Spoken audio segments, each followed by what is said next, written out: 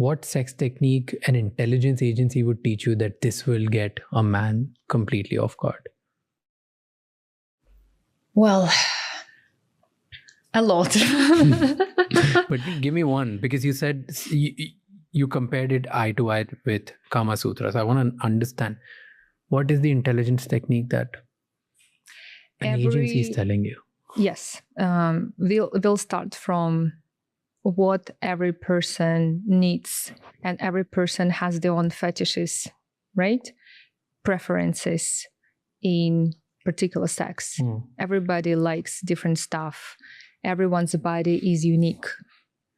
And when you find this, let's say, weak spots, and when you fulfill these gaps, the man, if you're talking about man, and also women, most likely would never go to another sex partner because they have the best experience with you. But how do you identify that? A lot of conversations, a lot of just, let's say, during the whole intimacy, you can ask questions. Do you like this? Do you like that? If I would do this, would you like that? Or maybe even before or after intercourse, a lot of interaction. And actually it does help to also couples when wife and husband speak and share what they like, what they don't like, which is quite normal, and it's communication. And also trying different things, like not just different positions, but for example, having a wild intercourse in public, let's say in a parking lot, in the car, in the forest, or like while you do hiking, or maybe in the movie theater, because this is also unusual, and it gives you a lot of adrenaline, which is together with the dopamine. It gives you like such a big boost. Or for example, you know why teenagers like horror movie? Because of adrenaline, and then after they have like this arousal, the sexual arousal, because of the same thing. It's a component of these hormones. And for example, or you go for like attractions, and you do like this roller coaster, right? And then like again you have adrenaline, and if you are with your partner, most likely you'll have like a great sex. So when you combine all these things together, but also what I would suggest, giving, in this case, particular man, giving him freedom to do whatever. Like every man's really desire is to have this ability to do what he wants with the female body. I mean, this is nature.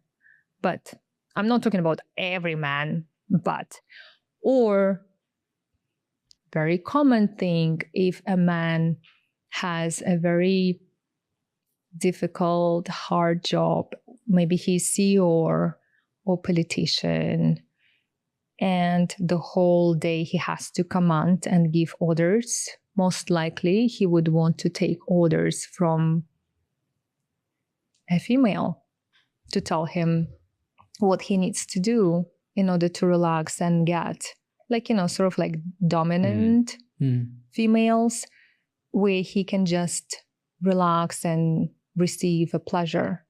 So there's so many different things, but again, like, you just need to listen to your target, number one. So the strategy would be talk a lot, talk about all these exciting, adventurous stuff, get them to do that once so that they start feeling like, oh, this is the most amazing thing in the world, and then say them certain words and then do it again and again and again, whatever they like. And so that's how you get them addicted. And that's how you get them addicted? Not only that, also there are a lot of emotional stimulation. Like, for example, emotional swings. When you give a lot of love bombing, for example, you just meet. And this is what manipulators do.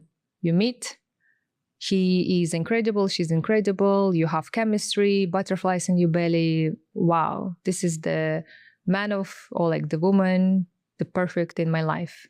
And you have this communication, a lot of messages, calls, maybe some presents, love bombing, a lot of attention, a lot of connection. And when you already get used to it, then the person just disappears.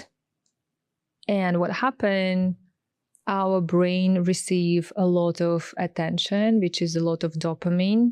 And then at one point, there is no dopamine anymore. So what our brain does, it goes really crazy. And what you do, you only think about this person. You cannot eat, you cannot work, you cannot concentrate on anything else. And you think like, I'm in love with this person. And you try to find this person and you can't. And then this manipulator would, or like professional pickup artist, would come back and say, oh, I'm so sorry. I went to the hospital, I had a car accident, or I lost my phone, or something happened.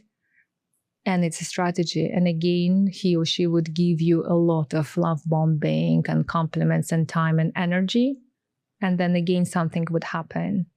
Till the moment you realize that you're so hooked and you're so addicted of these emotional swings and you cannot live without it, because like what happened, dopamine rush, like it goes up, then down again, like, it's like sort of like consumption of drugs. Yeah. And when, like this swings, you get used to it. You get addicted. Especially when in your childhood, you had narcissistic father and mother who would do the same. One day they would be loving parent and give you compliment and like hug you, everything. And the next day they would call you names or like just ignore you. And for you, this is your pattern. So in the future, you would look for somebody like that who would behave like that.